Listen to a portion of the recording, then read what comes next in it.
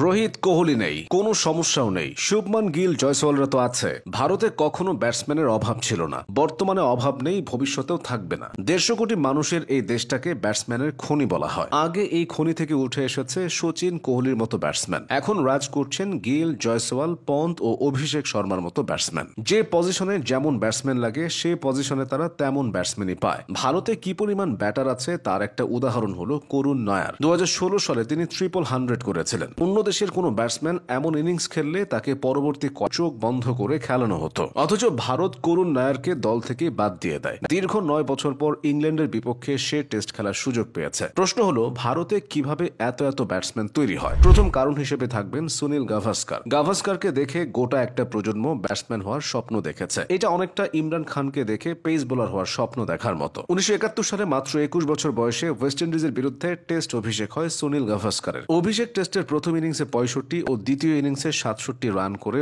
অপরাজিত থাকেন গাভাস্কার। এরপর পুরো সিরিজে 774 রান করে তাক লাগিয়ে দেন। হেলমেট ছড়াই ক্যারিবিয়ান পেস ব্যাটারির বিরুদ্ধে তার লড়াইকে ক্রিকেট বিশ্ব কুর্নিশ জানিয়েছিল। গোটা একটা প্রজন্মকে অনুপ্রাণিত করতে গাভাস্কারের এই সিরিজই যথেষ্ট ছিল। 2021 সালে সুনীল গাভাস্কারের অভিষেকের 50 বছর পূর্ণ হলে সচিন টেন্ডুলকার জানিয়েছিলেন তার শৈশব ও বর্তমানের নায়ক গাভাস্কার। মজার বিষয় হলো বিরাট কোহলি একাধিকবার জানিয়েছেন সচিন টেন্ডুলকারকে তিনি আইডল মানেন। আরো অবাক করা ব্যাপার হলো তরুণ শুভমান গিলের সবচেয়ে বড় অনুপ্রেরণার নাম বিরাট কোহলি। ভবিষ্যতে হয়তো গিলকে দেখে অনুপ্রাণিত হয়ে এক ঝাঁক ব্যাটসম্যান উঠে আসবে। এভাবেই ভারতীয় ক্রিকেট দলে গত 50 বছর ধরে দারুণ সব ব্যাটসম্যান এসেছে, ভবিষ্যতেও আসবে। ভারতের যুগে যুগে তুখোর সব ব্যাটসম্যান জন্ম নেওয়ার আরেকটি কারণ হলো ব্যাটসম্যানদের নিয়ে ভারতীয়দের অন্য পর্যায়ের উন্মাদনা। দেশটিতে কুম্বলে, জহির খান, শ্রীনাথ, হরভজনদের মতো বোলাররা জন্ম নিলেও ব্যাটসম্যানদের নিয়ে তারা বেশি মাতামাতি করে। ভারতীয় ক্রিকেটারদের নিয়ে তৈরি বায়োপিকের তালিকায় নজর দিলে বিষয়টি স্পষ্টভাবে বোঝা যায়। 2016 সালে ভারতের কিংবদন্তি ব্যাটসম্যান মোহাম্মদ আজহারউদ্দিনকে নিয়ে বায়োপিক মুক্তি পায়। একই বছরে মুক্তি পায় ধোনির বায়োপিক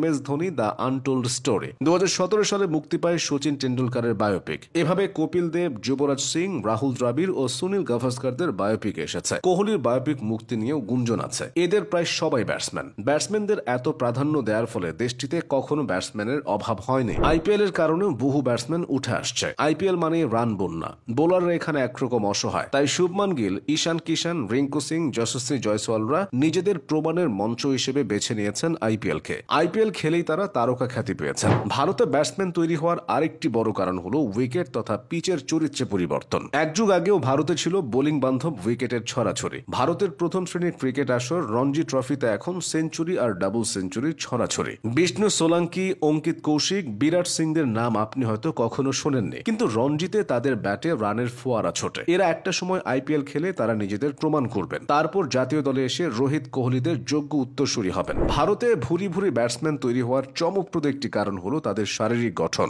পাকিস্তানের পাঠানদের মতো উচ্চতা বিশিষ্ট কোনো জাতিগোষ্ঠী ভারতে নেই, থাকলেও খুব কম। আর উচ্চতা না থাকলে ফাস্ট বোলার হওয়া মুশকিল, কিন্তু ব্যাটসম্যান হওয়া যায় সহজেই। সচিন টেন্ডুলকারের কথাই ধরুন, তিনি তো লিটল মাস্টার উপাধি পেয়ে বসে আছেন 2 যুগ আগে। 5 ফুট 5 ইঞ্চি উচ্চতা নিয়ে সচিন বোলারদের নাকে দড়ি বেঁধে ঘোরাতেন। তাই তুলনামূলক কম উচ্চতার ভারতীয় ছেলেরা সচিনকে আইডল মেনে দিনের পর দিন নেটে ঘাম ঝরাচ্ছে। এভাবেই ভারত পাচ্ছে দুর্দান্ত সব ব্যাটসম্যান।